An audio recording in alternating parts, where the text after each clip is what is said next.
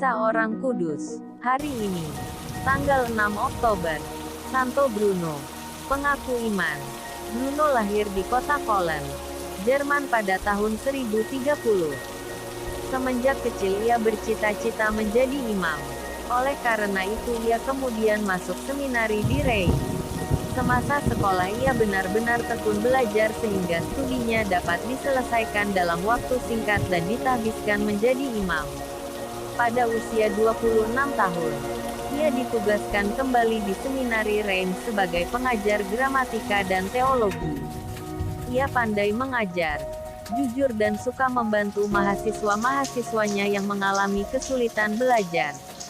Cara hidupnya sendiri menarik minat banyak mahasiswa akan kehidupan sebagai imam. Pada umur 45 tahun, ia ditunjuk sebagai penasehat uskup Reims. Inilah saat awal ia mengalami sesuatu hal baru yang kemudian membawanya ke dalam kehidupan sebagai pertapa. Sayang bahwa pada tahun itu juga uskup Reims meninggal dunia.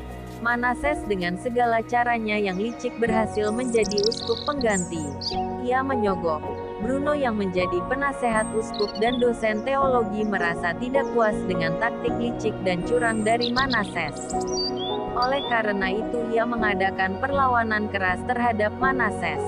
Kebetulan juga bahwa pada masa itu Bruno menjadi salah seorang pendukung Paus Gregorius ke-7 dalam usahanya membaharui cara hidup para rohaniwan. Akibat dari perlawanannya itu ia dipecat Manases dari jabatan dan tugasnya sebagai pengajar teologi di seminari Reims. Tetapi ia tidak putus asa dengan semua perlakuan Manases. Bersama 6 orang temannya, ia menghadap uskup Grenoble untuk meminta ditunjukkan suatu tempat pertapaan bagi mereka. Uskup itu yang sekarang dihormati sebagai Santo Hugo, menunjukkan suatu tempat yang cocok bagi hidup bertapa di deretan gunung dekat Grenoble, Prancis. Tempat itu disebut La Grande Chartres, yang kemudian dipakai sebagai nama bagi pertapaannya, yaitu pertapaan Carthusian. Bruno dengan kawan-kawannya mendiami tempat itu pada tahun 1084. Sebagai tahap awal, mereka mendirikan sebuah gereja kecil dan beberapa pondok sederhana di sekelilingnya. Mulanya setiap pondok ditempati oleh 2 orang, tetapi kemudian setiap pondok hanya untuk 1 orang. Dalam pondoknya masing-masing mereka bertekun dalam doa dan meditasi. Mereka baru berkumpul bersama untuk berdoa pada pagi dan sore hari. Aturan hidup mereka tergolong keras. Mereka bertekun dalam doa dan meditasi, dan hanya makan 2 kali sehari yaitu pada pagi dan sore hari, kecuali pada hari raya.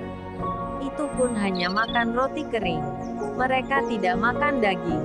Pakaian mereka kasar dan pendek, dan rambut bagian tengah kepala mereka dibotakkan. Tugas utama mereka ialah membaca dan menyalin buku-buku rohani, dan juga bertani. Mendengar kesucian hidup Bruno di tengah rimba Chartres, Paus Urbanus II, bekas muridnya dahulu, memanggilnya ke Roma untuk membantu dia dalam tugas-tugas khusus, teristimewa dalam memperlancar usaha pembaharuan gereja dan perjuangannya melawan Paus tandingan Clemens III, seorang calon paus yang diajukan oleh Kaisar Henry keempat dari Jerman. Dengan taat, Bruno pergi ke Roma untuk membantu Paus Urbanus II. Di sana sambil menjalankan tugas yang diserahkan kepadanya, ia sendiri tetap menjalankan cara hidup bertapanya.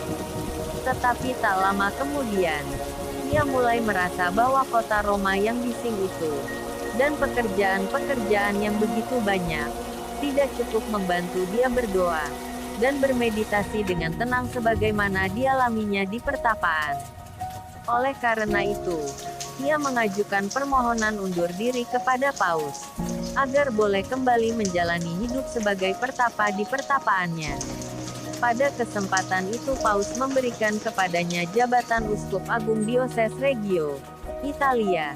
Tetapi Bruno menolak jabatan itu karena lebih menyukai hidup di dalam kesunyian pertapaan.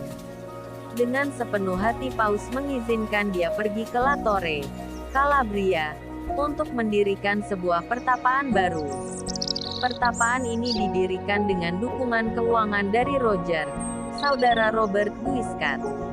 Di pertapaan La Torre ini, Bruno meninggal dunia pada tahun 1101. Ia tidak pernah secara resmi dinyatakan sebagai santo, karena aturan biaranya tidak mengizinkan semua usaha publisitas.